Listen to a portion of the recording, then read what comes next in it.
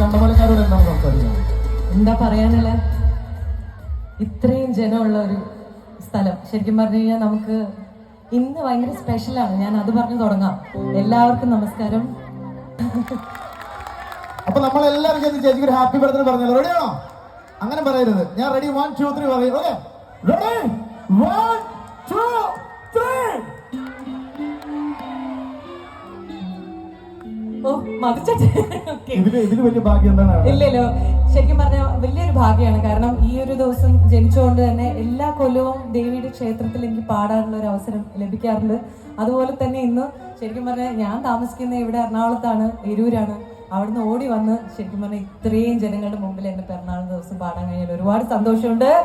ഇന്നലെ എല്ലാവരും പടക്കം പൊട്ടിക്കുന്ന രീതിയിൽ ഒരു കൈയടി അടിക്കാവോ? വടക്ക് ചേരുവാരം ഈ ഒരു മനോഹരമായ പ്രോഗ്രാം ഒരുക്കിയതിൽ ഒരുപാട് സന്തോഷം. എല്ലോ അടിച്ചുപൊളിയാണോ?